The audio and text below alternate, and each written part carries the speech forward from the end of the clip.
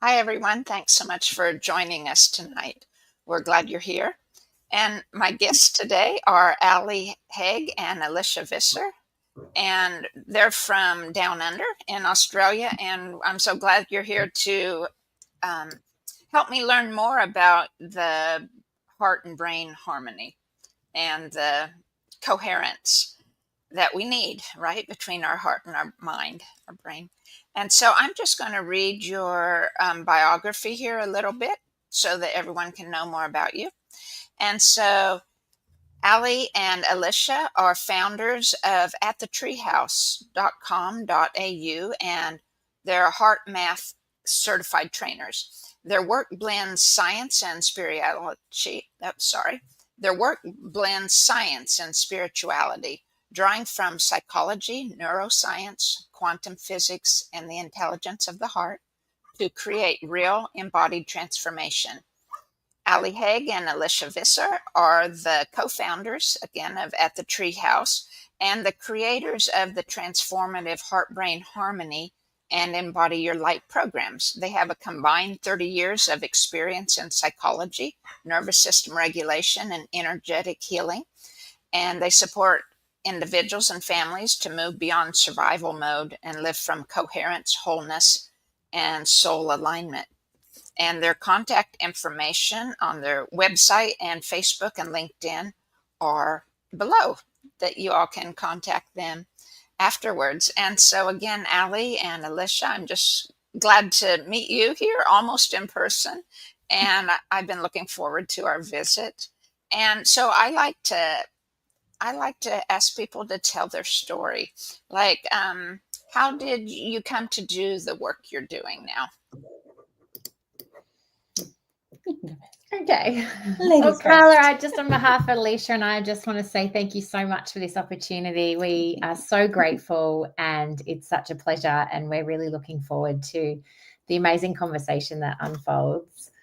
So really, our journeys together, Alicia and I have known each other since university days, which is many decades now. We won't go into the number of years. Yes, let's not do that. And we always knew we were going to work together in some respects. And so it's really been such a beautiful journey of our own friendship, of how we've grown together in this work and really burst this incredible community together. But we also have very different stories that got us to this point too. You know, there was a time in my life where, most of my life, I believed that I was really broken, and I was broken beyond repair. I grew up with chronic stress, and by 14, I was diagnosed formally with depression and anxiety, and I was medicated, and I was told that I needed fixing, and the answers were outside of me. And by 21, after a long hospital admission, I was told that I wouldn't work full time, I would never sustain a relationship or meaningful friendships. And that's what I intrinsically kind of imprinted at the time. And I believed them, that was my identity. And so I went on this path to try and fix myself with therapy and medication, and I became a forensic psychologist. And instead of finding that healing that I was desperately looking for, I just felt even more disconnected. And so behind the scenes, I did all the right things where, I got the mortgage and I got the job and I kept working up the corporate ladder and I kept doing all the things. But behind the scenes, I was really falling apart, and I was really disconnected from who I was and from my soul. And then my physical health started declining. I had neurological issues, chronic fatigue, chronic glandular fever, like the list just was ridiculous. But my nervous system basically spent its entire life in stress, in survival mode. And it took its toll on my physical health because my body was never in repair mode. It was always in survival. So I wasn't self-healing. And eventually I couldn't even care for my children. And it was a really significant moment for me when I realized that my daughter was mirroring my stress. that her nervous system was becoming a copy of my nervous system, and that my pain was becoming hers. And we started doing this doctor shopping with her in the same way that I did, trying to find answers for all of these issues that people were telling me that she had. And I didn't see those issues. I just saw the brightest, most intelligent, most incredibly loving, joyful spark in my child. And people just kept telling me that that wasn't the case. And so in that moment, it was like, that was my awakening. And I knew that something had to change, and not just for me, but for her. It was her that was guiding me towards a really, really deep change. And that was the moment that really cracked me open. And I started praying to anything higher than me, the universe, the angels, whatever it was, some higher power that knew more than I did, to show me. And I just was like, this can't be it. Like, this just can't be it. This level of stress and survival cannot be what I was here to do. Like, it just can't be. And so then the answers started coming, the synchronicities, the move to the Sunshine Coast, on the east coast of Australia. I bought the Treehouse. But ultimately, the big shift was the discovery of heart-brain coherence, and the synchronicities around how we were led to that work was really profound.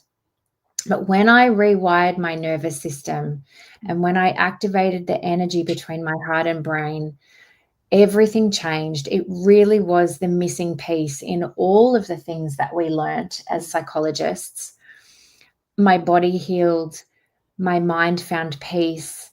I became connected into my energy and my soul and my intuition. I became guided. And then the profound thing was that my children started healing, and my whole family system started healing.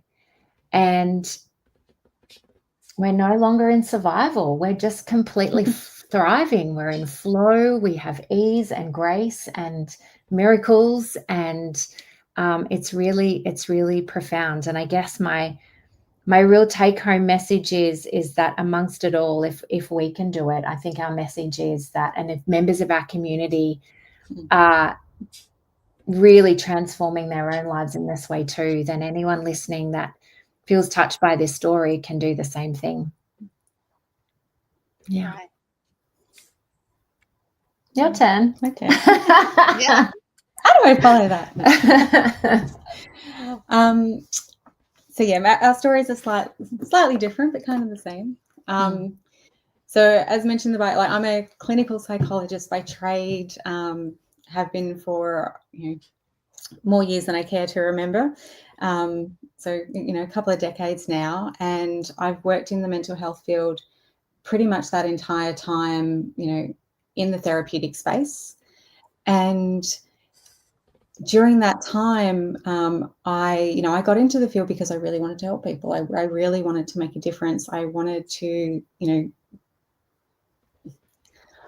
I wanted to guide people to actually have, better lives, and to teach them the things that they actually were missing. And, yes, I was able to do that on the journey, but over time, because of the type of work I was doing, the environments that I was in, there was times I worked, for police, for defence. I was on 24-hour on call. I was, in a state of seeing, 10 clients a day, getting up at 3 a.m. and responding to, random crisis calls. So over time, very similar to Ali, I ended up in a very, dysregulated nervous system response. And for me, I knew all the tools. And I say this, I was one of those psychologists that, I didn't just say, I practice what I preach. I didn't just say, you do it and I'm not going to do it. Anything I actually said, I gave other people to do, I do myself. But I was doing all the self-care. I was doing all the cognitive reframing. I was doing all the, behavioral activity, all the things that I knew as a psychologist to actually help me to manage my stress and respond, as effectively as I could. But despite doing all of those things, I was exhausted. I was burnt out. I got to a point where I had chronic fatigue. I was having headaches every single day. Migraines, my, body, like I remember, not being able to get out of bed because of chronic back pain, do a little turtle crawl as you try and get out of bed in the morning. My body was essentially responding to the stress state that it was in, and it was screaming at me and saying, this is not okay and this is not right. But I was functioning. I was one of the highest performers in my team, and I was doing all the work, and I was, climbing up the corporate ladder, as Ali refers to. I had the house, I had the kids, I had all the things, but I wasn't present for my kids, and I wasn't present for my family or my partner in the way that I actually knew. Or yourself. Or myself in the way that I actually knew I needed to be. And I remember having a bit of a light bulb moment myself, where someone actually said, this isn't normal, but at the time I didn't know it wasn't normal, because this is what we've actually been told. This is like, stress is normal. This is how we live life. This is the cost of success. This is just kind of how it is. And I got so caught up in that trap that I didn't even see how bad it had actually gotten. And luckily for me at the time, Ali was living at my house, and she was going through and learning all the things that she was learning. And she had the drop-in around heartbrain coherence, and she introduced me to the practice. And essentially when she took me through that, and when that came into my life, it really was that light bulb moment. When I started implementing the technique, when I started to see how it actually shifted my emotional state, my physiological state, how I could turn up for my children, how I could turn up for my and the changes in them in terms of how they would respond, the entire energy of my household. And when I started to see that unfold, it really was that missing piece. All the things I had learned as a psychologist and were trying to put in place, I could actually now do those things in a way that actually mattered, in a way that actually helped me change my life. And it wasn't just the regulating of the nervous system. I mean, that's key, and I'll probably talk about that a little bit more today. But what I really learned through heartbrain coherence was it actually shifted my frequency. I was living so much in stress, I didn't even remember what true joy or true happiness or true peace actually felt like. And through heartbrain coherence, I was actually able to reconnect with that. And when I did, that's when the magic started to happen. And I could actually see all of the programs that I'd been running subconsciously throughout my life, the perfectionism, the people pleasing, the over responsibility, all of those things that I was kind of, aware of, but really couldn't see how they were actually playing out in my life, and also how to actually change them and get out of those patterns. And that's the gift that heartbrain coherence gave me. I could see the patterns, but I could also then change them. I got my power back. And when I did that, and for me, I think I was so much in this, it's the system, or it's the culture, or it's the organization, or it's the really crappy boss. And look, I had some really, really crappy bosses, to be perfectly honest. But when I shifted my frequency and I could see all of those things, I also saw that I had a choice. And I got my power back. And that was, a gift is the only way to describe that. Yeah, beautiful. Well, thank you, ladies, for sharing. I love hearing people's stories, and so thank you. I know sometimes it can be difficult to share them, but it's victory, right? You have found victory, yeah. So I guess my question is, I've heard of the Heart Math Institute, and I've listened to some of their things, but it's been a number of years since I kind of learned about it. Could you kind of go into now a little bit more detail about the heart math thing, but also the the coherence and the nervous system regulation, however you want to proceed, or however those are all tied together in how you approach them.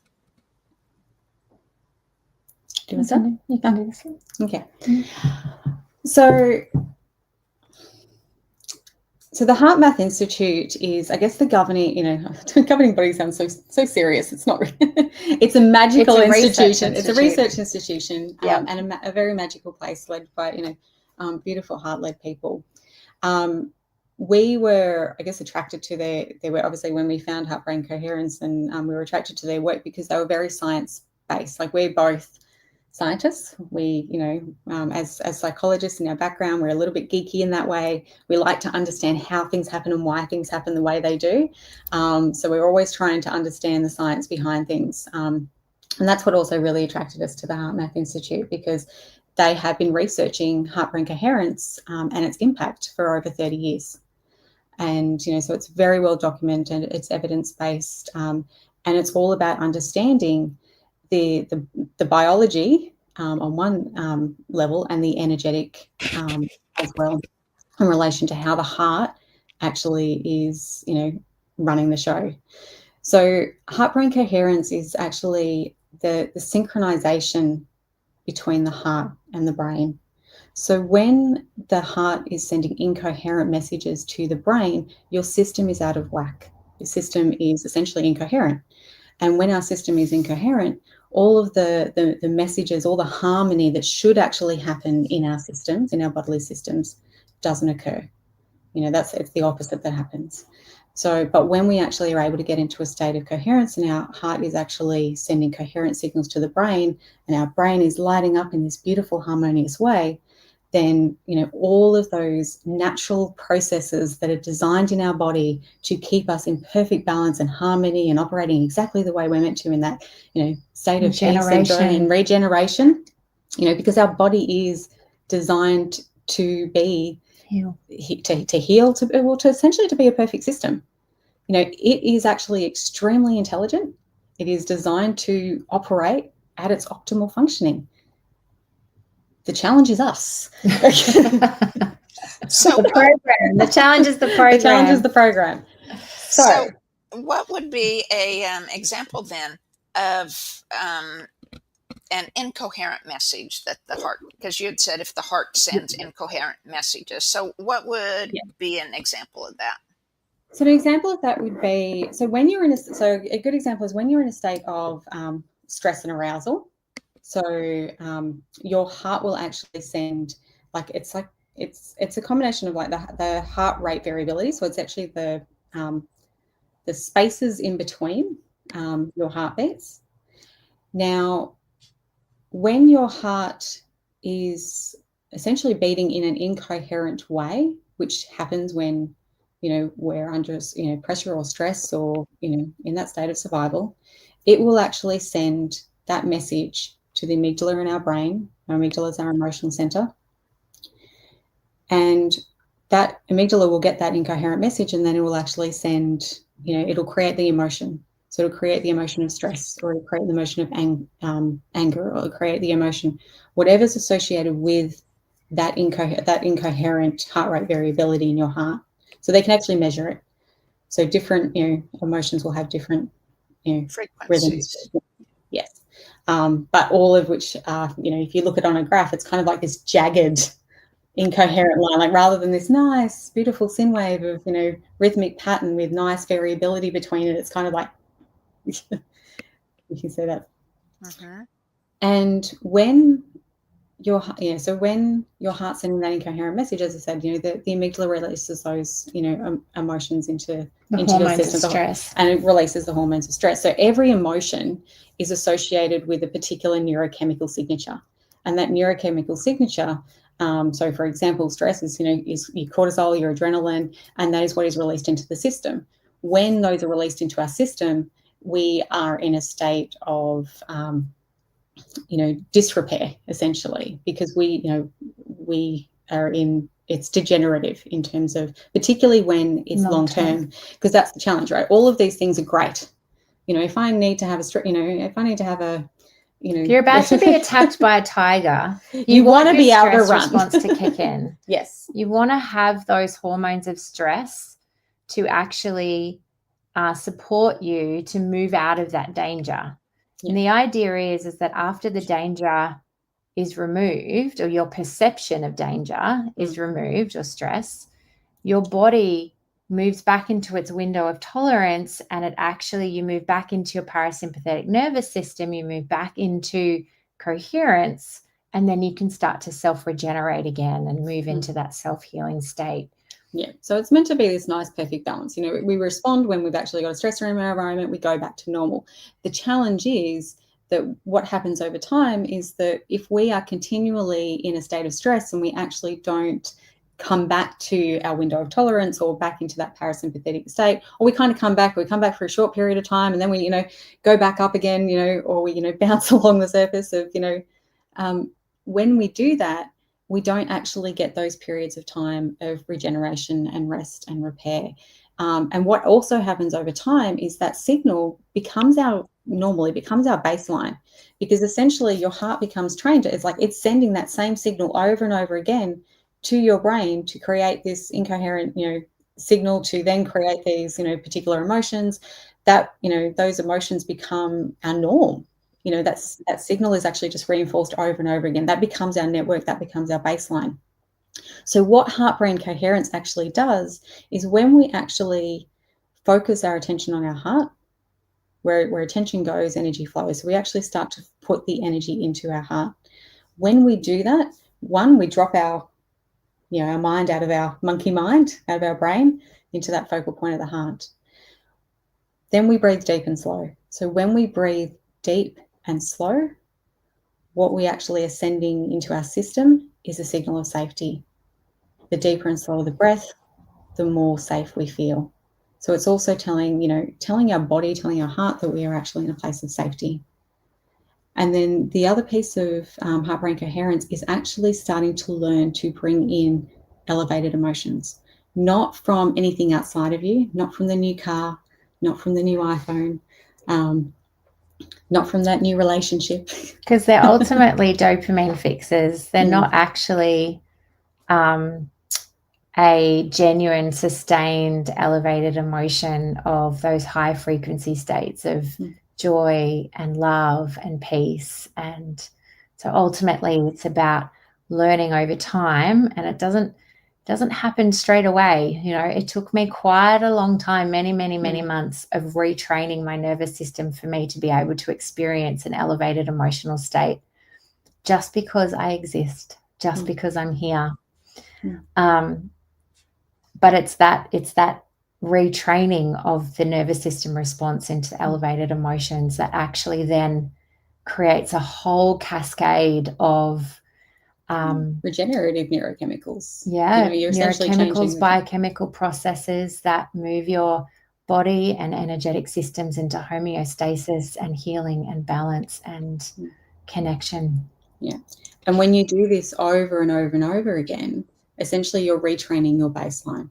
So initially, as Ali said, it can be hard to get to those more elevated emotions. So what you're essentially initially training yourself with heart-brain coherence is to get into that parasympathetic, just get down into that piece of safety, of calm, of ease that, for so many of us has actually been, missing.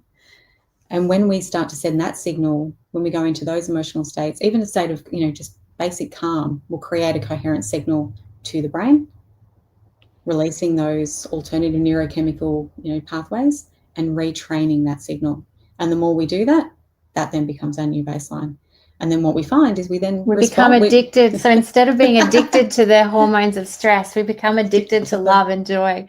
I remember one of our community members in our program turned around and said one day, he was like, be careful, if you do this program, you might just wake up one morning and be really happy just because you exist. Yeah, that's the caveat. It's like, I'll take that caveat, thank you. But it does take time. It took time for our bodies and our systems to actually get into this place of, survival. But when we actually start to shift our baseline and we can actually, be in that state of coherence more often and maintain it, then we actually start to operate from that place of coherence. So rather than being in that state of, incoherence and essentially that, state of stress, we, in terms of, I think of, for my kids, back in the day, the kids getting ready for school and not, having those things that they were meant to do before they actually get out the door, those things were enough to, set me off, and I'd be impatient and I'd be, sharp, and I'd be, responding in, probably not the really nice mummy way. I wasn't yelling and screaming, but I didn't feel good in my system, and I didn't, and it wasn't nice or pleasant for them. And it was like a rush and a pressure. But that was because I was operating from an incoherent nervous system. When, now, I can't even talk into, my kids don't actually understand what a cranky mummy is anymore, because now when we respond, it's not that I'm, absolutely perfect. We do sometimes, have our moments, but now if I'm activated in any way, I have something I can return to. I can actually bring myself back into a state of coherence. And when I move myself back into that state of coherence, that's actually when I'm able to respond to my children from a place of calm, from a place of understanding, from a place of choice. Because I'm not I'm not on autopilot. I think for me that also, being in a state of coherence and a high state of coherence is equivalent for me to the flow state. You start to, things that used to be seen as challenges, you just start to move through things with ease and grace because you don't have that nervous system activation when things happen. It's just not irritating. It's not. And then what happens when you're in coherence is you have a greater access to mental clarity, to a greater access to your intuition. Your memory improves, your sleep improves, your physiological health improves, your relationships improve, and everything in life just starts to get a whole lot better. And then what happens is that as your frequency rises, like we are so connected to our partners and our children and our parents and the people around us. Just by being in a coherent state, it sparks a shift. This frequency is contagious. The electromagnetic field around our heart expands when you're in high coherent state up to 3 meters. That's actually only how far we can measure it at the moment. They do think it's infinite. When we're in this state, we start to become a ripple. This is how the lighthouse begins. And we don't need to be running around telling people to be less stressed or to wake up or to be better or to do anything. All you have to do is be coherent and just allow the energy to shift and support those around you, because it is a loving intelligence. And so there's all these really profound ripple effects of what happens. And we see this time and time again with people in our community. Then they start manifesting from a place of coherence. Then the job opportunities start coming in. Then the business flow starts happening without people even needing to do advertising. It's this incredible flow state that starts to magnify people's deepest desires of what they came here to do. It's also a way of being able to navigate the challenges with more ease and grace and with more awareness and more compassion for yourself, but also for the people around you. And we now have this big, beautiful community. I think one of the really profound things that we are really, really proud of is actually how we support the integration and the sustainment of our own coherence and our community's coherence. And as psychologists, one of the biggest challenges when people come in and they are looking to seek change from when they're in that survival response or they're feeling quite stressed, is you can give them all these tools, but then when they leave your office, they can have aha moments in the office, but when they leave the office, implementing them at home, sustaining that change at home, or doing the tools and practices can be challenging. So what we've set up is what our community has affectionately now called the Boom Room, where we open a Zoom room up to 6 times a day. And I think we're going to have to extend the number of times to suit more time zones around the world because our community is going global. But we come in together and we practice heart-brain coherence together. And what happens is this really incredible thing. You know, every cell of the trillion cells in our bodies has an electromagnetic field. Our heart has an electromagnetic field. Our hearts have neurons in them, and that means our hearts think, feel, and remember. And this incredible thing happens with that synchronization of our electromagnetic fields of our hearts, and our hearts all start to synchronize in together when we breathe together and move into coherence. And so what happens is there's this incredible amplification of energy. And so when we breathe by ourselves, it is nothing in comparison to when we breathe together as a community. And we're seeing people's scores. So we use biofeedback. So one of the things that when I first started doing this for, 6 or 8 months, I thought I was doing really well. And then I finally jumped on a biofeedback monitor of the HeartMath Institute and measured my coherence, and I wasn't even close to being anywhere near coherent. And that's the key about understanding the difference between coherent and just breathing.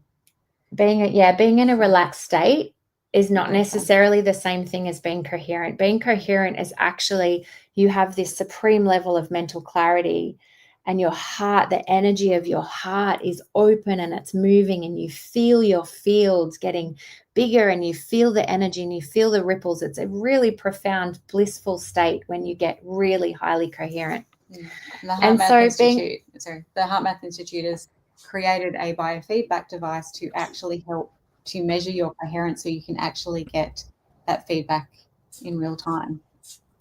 Yeah, and getting that feedback, there's things that happen in your brain that supports that development of moving you into a place of coherence and sustained change over time in a much more quicker and more effective way. So we're all in this Boom Room together. We're all on our monitors. We're all getting their super high coherence scores. And we do different techniques that help us access our intuition and all sorts of things. But the thing that has evolved recently through the community is one of the techniques is called the heart lock-in technique. And that's where you get super coherent, and then you synchronize our hearts together, and then we send energy to one person. And that then shifts the information in their fields into more wholeness, into healing, into whatever it is that their intention is for manifestation. And so we've now set up what we're calling a circle of coherence. And we do that multiple times a week, where we support our community members on their journey towards wholeness, because, we're not broken. But the thing that is so profound is how we're now measuring our coherence in these circles, and our community members' coherence is just going through the roof. And it's because they're opening their hearts to love and support of somebody else, in support of someone's child who's, one of our community members. We had her 2-year-old son. He'd been in hospital for the last 3 days with unknown seizures. And we had him in the center of our circle this week. And there was so much emotion and love, and in that room, it was really quite a profound experience. Yeah. So I would like to interrupt you, though. If you wouldn't mind, why don't we pretend this is your boombox? We don't have the biofeedback gadgets or whatever, but we all have hearts and breath, and and there'll be more people watching than are watching live. And so, please, if you don't mind, walk us through something. We'd love that. Do you want to do it? Which technique do we want to do? I think it's just the basic one. Just the basic one? Yeah.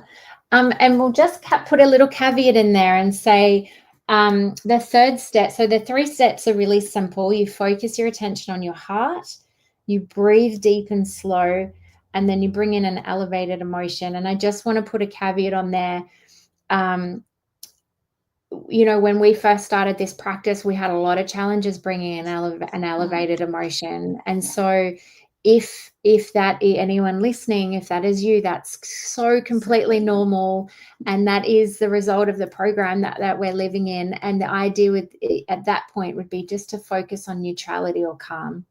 And that this isn't an overnight thing where we just, you know, it does take support and integration and practice. So I just don't want anyone feeling like they're not getting it right or they're judging themselves or anything like that. We just want to really normalize that experience for people.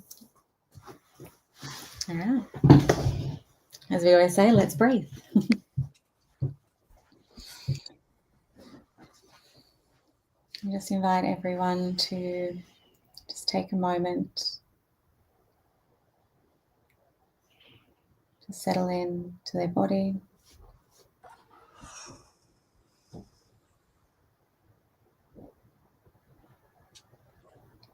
And focus your attention on your heart.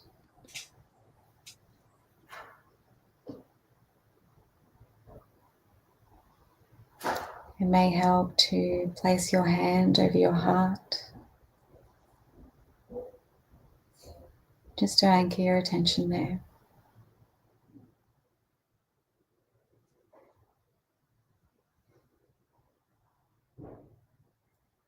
And breathing a little bit deeper and a little bit slower than usual.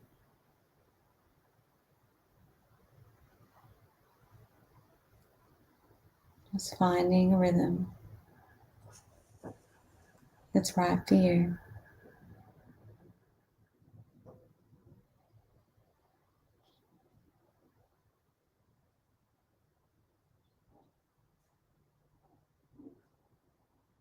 Breathing in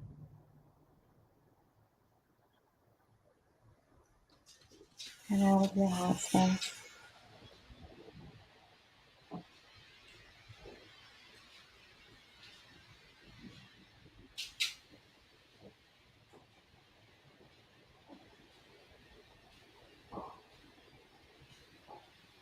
Where your mind goes, energy flows.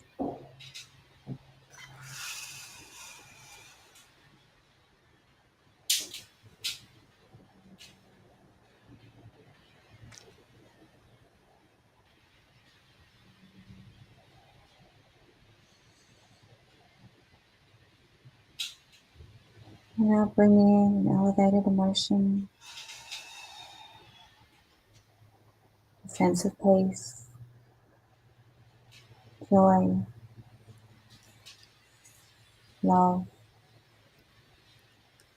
gratitude.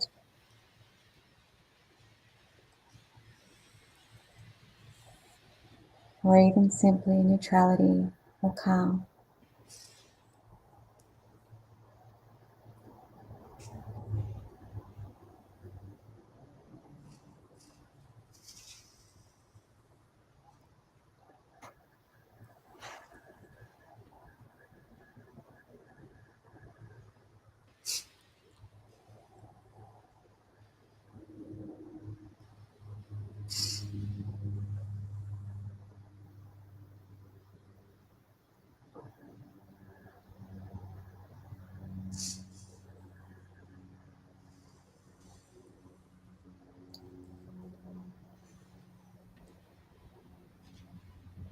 And if your mind wanders, that's okay.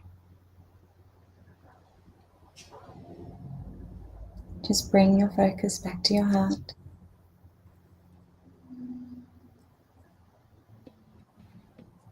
Back to your breath. Breathing deep and slow.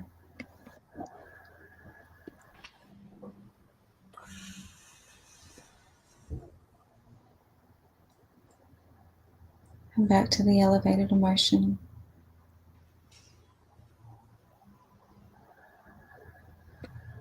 or that sense of calm.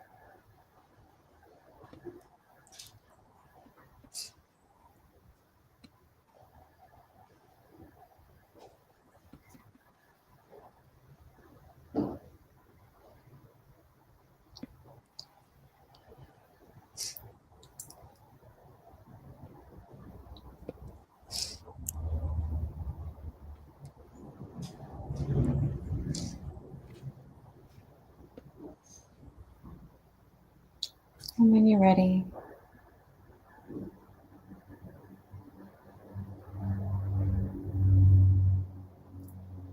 turn your focus back to the room.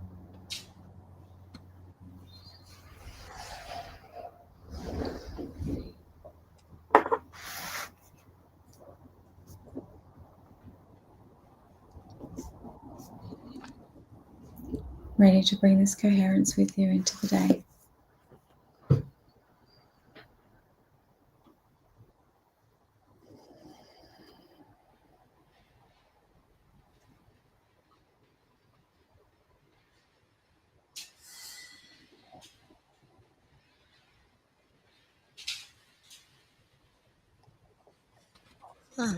Thank you. You're very welcome, Tala. It reminds me of, it's kind of so often because of our busy lives or, habitual being in the fight or flight, it's like we think we're calm, or I should say, I think I'm calm. And, or sometimes I feel calm, but if you tune in, you feel that underneath, what do you call it? Like a car motor running that's still going when it should have been turned off, right? And then, but I was applying it to many times, like in meditation or other things. I've been told at different times, take 3 deep breaths, right? Belly breaths, and exhale slowly. And you can do it in different, hold it for 4, count for 4, hold it for 4, exhale for 8, or however the many different versions are. But it's like 3 times doesn't do it for me. I mean, sometimes it does, if I was calm going into it. But if I've been running around or having my mind full of other stuff, it's like 3 breaths isn't enough. I can't I can't turn that motor off in 3 breaths. Yeah. And it really helps. I don't think of course I have felt those reactions in, like, going through your example here with us, the example of tuning into your heart, and then I call it connecting to the universe. And of course I'm part of the universe, so that's within me, so I'm feeling those I am emotions, love, joy, gratitude, curiosity, and wonder. And so I feel that many times, but I hadn't I guess systematically connected all those. That's really nice. It's very helpful. Thank you so much for sharing your experience, Carla. And I think that what you've described is part of the journey that we went down ourselves. And I've been meditating for a really long time. I love meditation. We're students of Dr. Joe Dispenza's work. We are. I was going to say, some of that reminded me. I thought when you guys were talking, it was like, Joe Dispenza has to be using part of this. And the other part was, as you're saying, in your boom room or connecting your hearts together, it's like, that's the power of 8. Yes. Right. Absolutely. So they're all drawing on different parts of this that have been very instrumental in my own life, or in my own inner healing journey, right? Absolutely. Looking to those people and learning from them. Yeah, absolutely, us too. And Carla, I want to go back to that point that you mentioned about, taking 3 slow breaths is not enough, or even just that basic box breathing. And those kinds of techniques support our move to safety. It slows down, moves us into our parasympathetic nervous system. But as we mentioned before, that is not the same thing as coherence. This is really about moving into those elevated emotional states. You can't think your way into gratitude. You can't, that motor's running underneath. You can't just say to someone, go and do your affirmations and feel grateful. Go and journal and feel just joy just for the sake of it. Our ability to experience true frequency joy and peace requires a biochemical production, a neurochemical production of biochemical processes in our brain. We have to activate that. And the way that we activate that is through coherence, and it's through our heart. And so it's really that piece of retraining our nervous system out of that motor stress response into coherence, which creates those elevated emotional states. And it really is a profound feeling of bliss, of incredible compassion for self, for others. It is really a really beautiful place to live life from, as your baseline. And when you train your body and your heart into this, you can access these states really quite quickly. And this is the beauty of the boom room is that you might be on your lunch break at 12 o'clock and you might just jump in for 7 minutes, for 6 minutes of the 12 o'clock boom, reset your nervous system, and then go back to work. You might jump on at 8 p.m. just before you go to bed, and to reset your heart and your energy and your field just before you drift off to sleep, to support that subconscious reprogramming. Or first thing in the morning.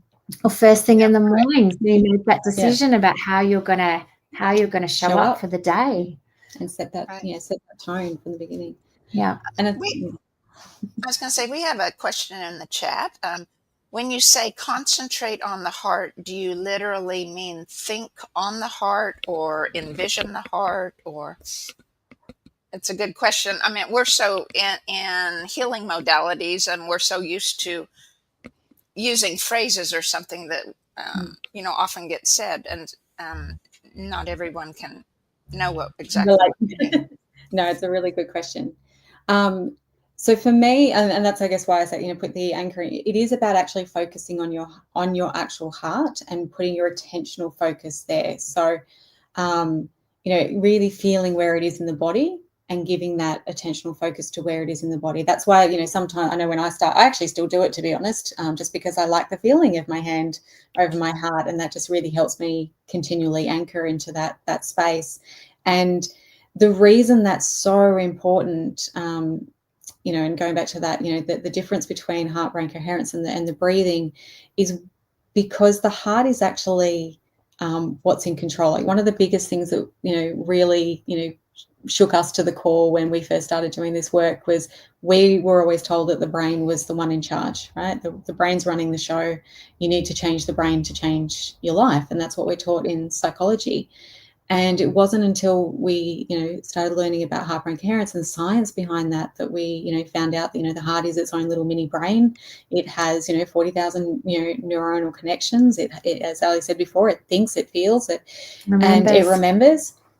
So it's the one telling our brain what we should, how we should be feeling, how we should be experiencing, and it's the highway. It's there's not, there's actually more information going from the heart to the brain than the brain to the heart. It's like a 9-way highway going up and only a 1-way highway going down. And when you realize that, you realize how important it is to actually focus on your heart and send your heart the message that you are safe and that you are, and, sending that intention of the elevated emotion so that it can, activate the brain, so it can synchronize, so it can actually send that chemical signature throughout your entire body.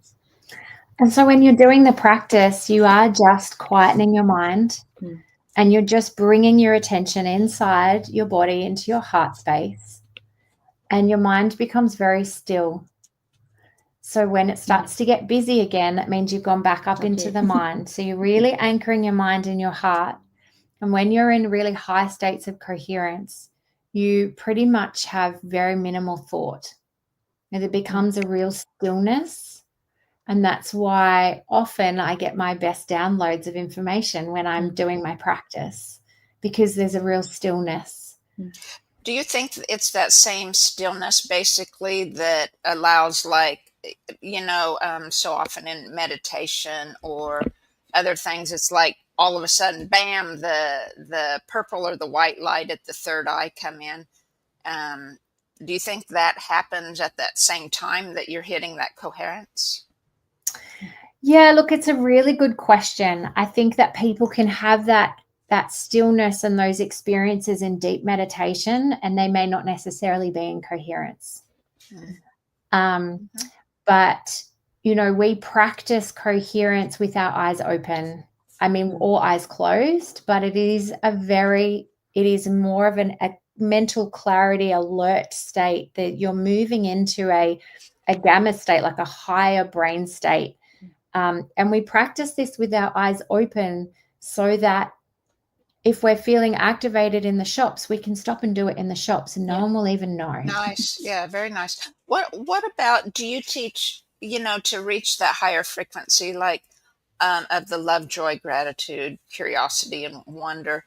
Like I learned from Dr. Sue Morter. I don't know if you've heard of her. She's a chiropractor that wrote the energy codes. And so she tells in her book, and I took a course from her, how to get to that space, right? So you can feel these, and it's like thinking of something that brings you joy, and then you kind of hold on to joy and go to the next emotion and then hold on. But so it wasn't something that I automatically knew how to do, but I could learn it. I mean, and I learned it, and now it's like all I have to do is turn my attention into the ether around me, right? Or through what's around me, not into it, right? And it's like, bam, I'm there, because that's what the universe is always operating at, right?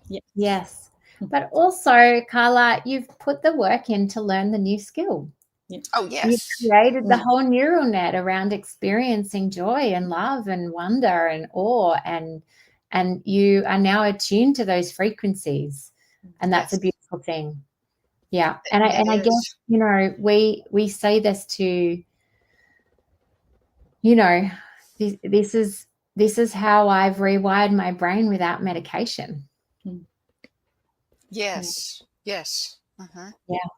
I mean, I will say, Carla, you mentioned initially, you might think of a particular, place or experience or, something that would bring you that state of joy or that state of love or that state of gratitude. And that's definitely somewhere, where we would start, particularly when people are new to this practice. Because as we said before, it can be it's an anchor. It's, you sometimes need to remember.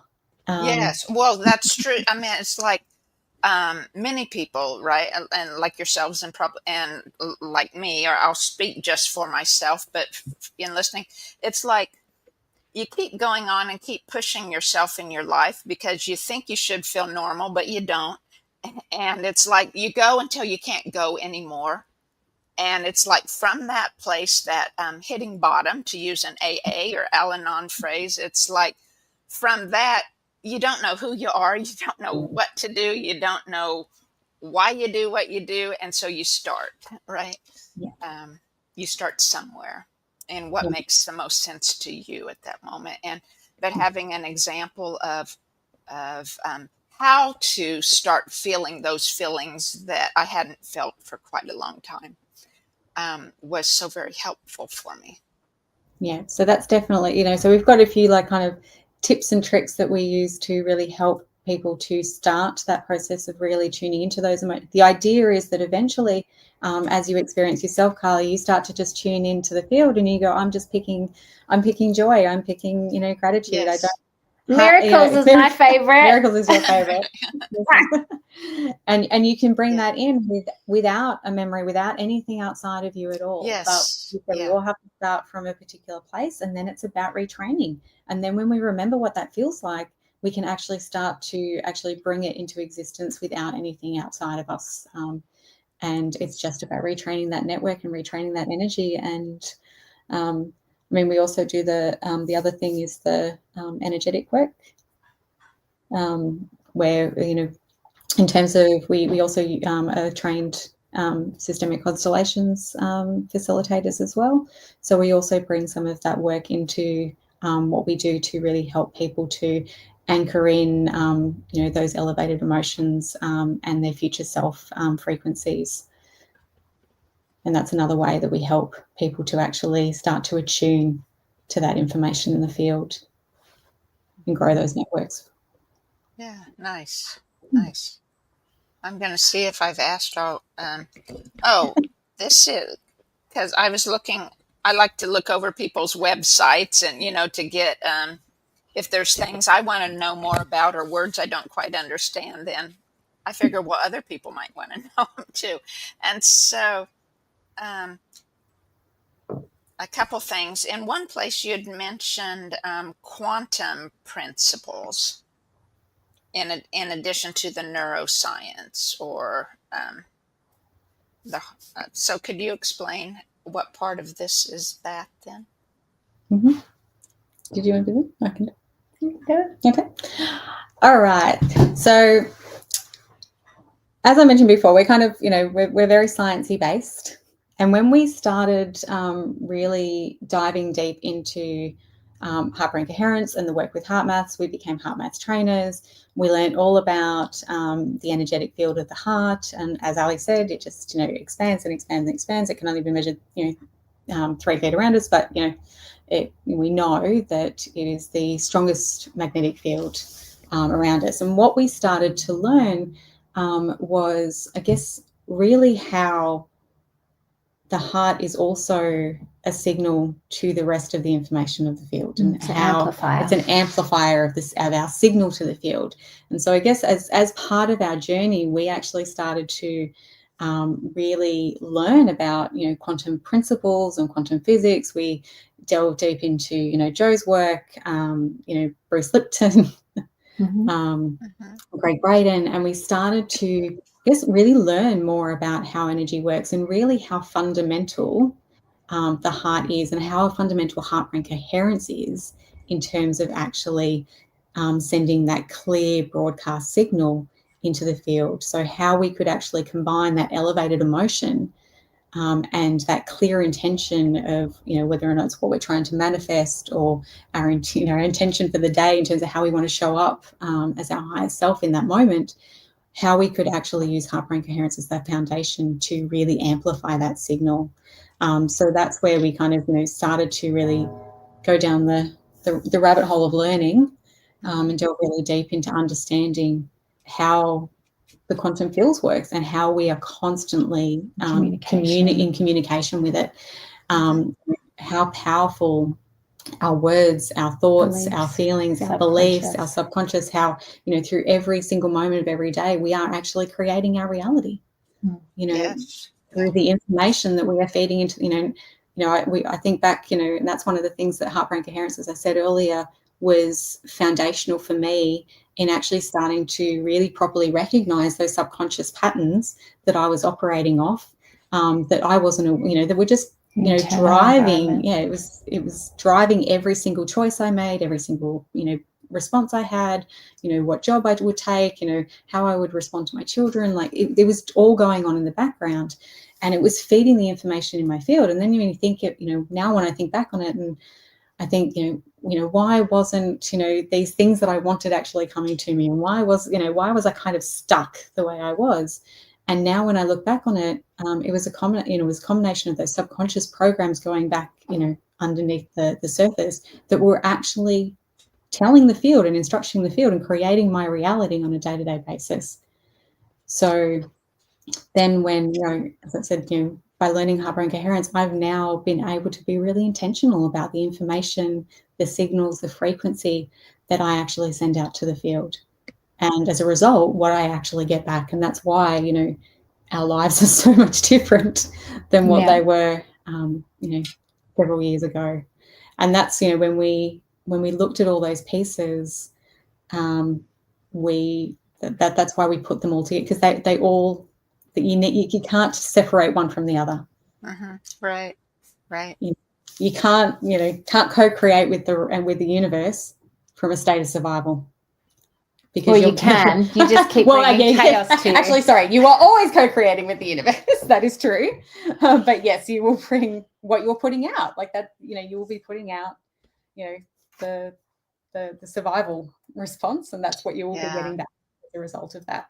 So you can't, you know, you can't create. I guess you can't co-create intentionally from a state of survival, because you're creating from a state of unawareness.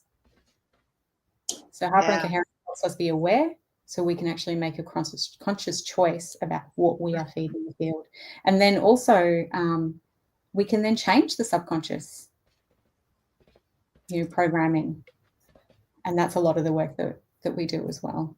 You know, and that was the key from the psychology point. You know, I was trying to change the subconscious from a conscious mental level, and wondering why people weren't, you know, getting the long-term, you know, shifts and changes that, you know, psychology has taught us should happen, and they were going back to their default. It's like, well, they hadn't actually, you know, they hadn't reset their nervous system, and they hadn't been able to do so from a place of coherence, and they weren't aware of a lot of the programs that were underlying. Oh, yeah, or definitely, or, you know, where they came from, you know, how they started. It's just, I guess the word that comes to me is dumbfounding. It's like to realize so many of the ways I interact, or, you know, have all those patterns all my life. It stems from a trauma, right? When I was 3 years old or something, and it's like I didn't even remember it, and yet you develop all these patterns that you're always interacting or being, you know, stirred up along those lines, and you don't know. It's sad. It's so wonderful that now more and more is being known, so that evidence, or the information is out for people. But I was wondering, again, based on a comment in the chat there, the programs that you offer, like your boom room, is that a separate thing, or is that only available to people in your other programs that you offer? Or I could see you could sell a subscription just for the boom room. Well, so Carla, great question. So we have our signature program, Heartbrain Harmony, which is a 3-month journey, which includes access to the boom room. And that really is a deep dive.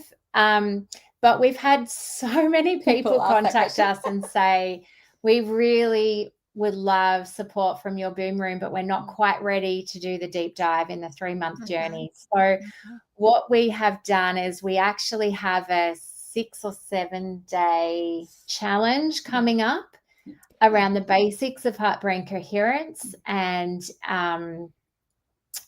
if you complete that challenge, then you're able to, and that's at a very affordable price, and you're able to then purchase a subscription to the boom room, and join our beautiful community and become a lighthouse and share your heart with the world.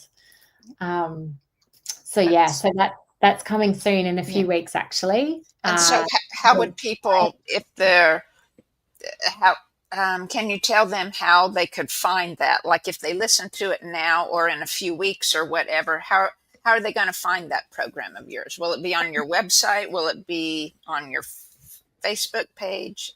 Yeah, so definitely in the link to our group, our At The Treehouse group on Facebook, we will be posting all the information in there over the coming period. Also, if they jump onto our website and click on the subscribe button, they can join our mailing list and get all of the information there. And I believe the subscribe button's on the homepage. It should be up the top. Yes? Yeah. Okay, very good. And I had one more question here. How did you come up with the name At the Treehouse, or what does it symbolize?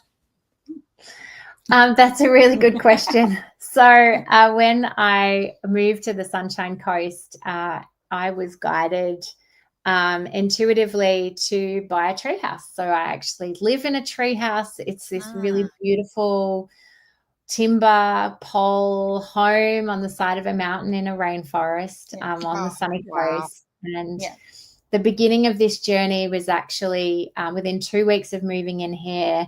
I was just previous to that, I'd pulled my kids out of school because their nervous systems needed a break just the same as mine did.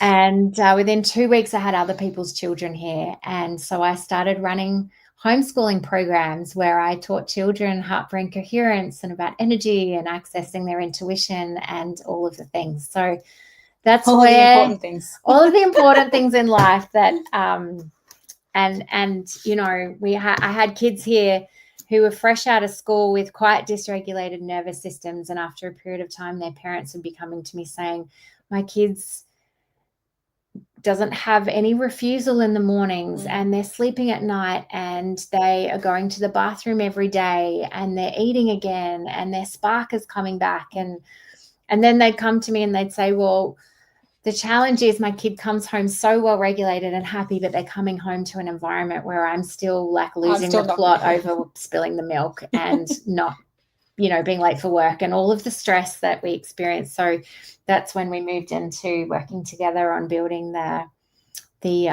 adult program. And so we may change our name in the next little period of time. That's sort of on the cards, but because At the Treehouse is was very much built around homeschooling programs for children. We will be launching very soon a teen program online and also a program for younger children online. So that's something we're super excited about. Nice. Yeah. Very nice. Yeah. Good for you. Yeah, awesome.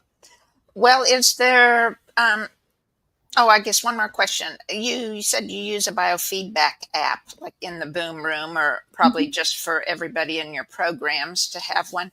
So what type of app is it? Or so we actually use the technology from the Heart Math Institute. And so that provides us, when we have our own special group in the app that we log into, and that tells us our individual score.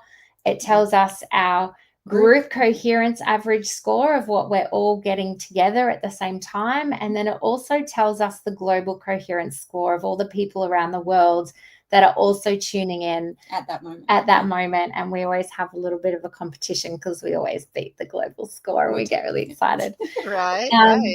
Well, I don't think anyone else globally is doing it in the same way as we are. No. I think it's individual people tuning in. So it's just really very cool to see the power of the collective.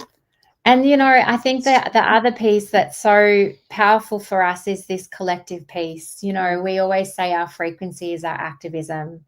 And at a time this is the most incredible time in the world to be alive, you know, with such energy coming in and such light and such, it really is a time for activism. But for us, it's not about standing on a street corner and petitioning government. It's actually our hearts and our light. And so when we come together as a big group of people, and you know, our community is exponentially growing, and you know, our vision is 1,000 boomies, and you know, we've seen studies that when 1,000 monks come together and they meditate on peace, you know, crime rates in Detroit drop to 0 for that whole period of time. Imagine being part of a collective network of people doing this work every day, where this is how we shift the humanity into peace. This is how we shift one heart at a time. We don't need to do anything else other than going within and looking after our own frequency and our own hearts. And the miracle of that is that everything then comes into alignment. And that's when the beauty of life starts to really unfold and it becomes really magical. Yeah, it does. Life does. Yeah. So if anyone watching this is feeling like this might resonate for you, we would love to have you in our community. And I think you know, feel free to reach out to me on Messenger even. I think our socials, Colors very beautifully put our socials in the post. So we would very welcome, if you're looking for a community to do this work with and some support, we would love to have you. And, you know, we have a whole plethora of people in our community. We have people who are just starting out their journey. Yeah. We have 2 of my spiritual mentors have completed our program and in our community, which just has blown me away. But, you know, we have people of all walks of life, of all. Our youngest person is 18. The oldest person in our community is 74. From all over the globe. We do have a network of people here in Australia, but we are global. And this is really a really profound way to just feel connected to a really beautiful group of heart-centered people who are here to just support each other to be the best versions of themselves that they can. Yeah. And you know, we show up in the boom rooms. If you're struggling, then you come into the boom rooms and, you know, allow the frequency of the group to shift your heart. And if you're feeling amazing, you come into the boom rooms to elevate it. Yeah, to share your love and to give back. Yeah, it's a really beautiful thing. You can turn up in your pajamas. We do turn up in our pajamas. We take everyone however they come. Yeah. And it's just an absolutely, I think it blows me away every single time. Like, you know, whether or not it's just you know, one of our simple practices or one of our circle of coherence, like the way our community come together to support one another. You know, in all my years in the field of life, I've never seen anything like that. And it's just been really, I'm just very, very grateful and feel very, very blessed to be part of it.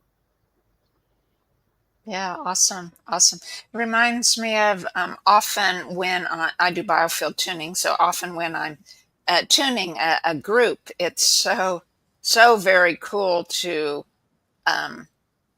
be sending that coherent frequency into everybody, right? And then I tune into the ethers or turn into the group, right? The power, like you said, the power of connecting with that of everybody as we become coherent together, right, with the tuning forks and stuff.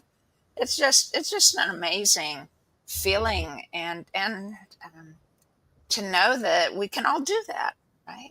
Yeah, that's right. It's about attuning to the divine intelligence and the power that already exists within us. We don't need anything outside of us to heal. It's all within us. Right. Yeah, beautiful. All right. Well, let's see. We kind of talked. Is there any one last thing you'd like to say, or anything before we go? No, I just want to thank you, Carla, for this beautiful opportunity, and thank you to the people that have tuned in and your questions in the chat. And for those of you who are yet to watch the recording, we see you, we honor you, and as you say, if this resonates, we can't wait to see your beautiful heart and your beautiful soul in our community. All right, very good. Thank you. And thank you, everyone, for watching. We'll catch you next time. And if Ali and Alicia, if you'd like to hang on just a second afterwards here, we could say goodbye there. So we'll talk to y'all next time.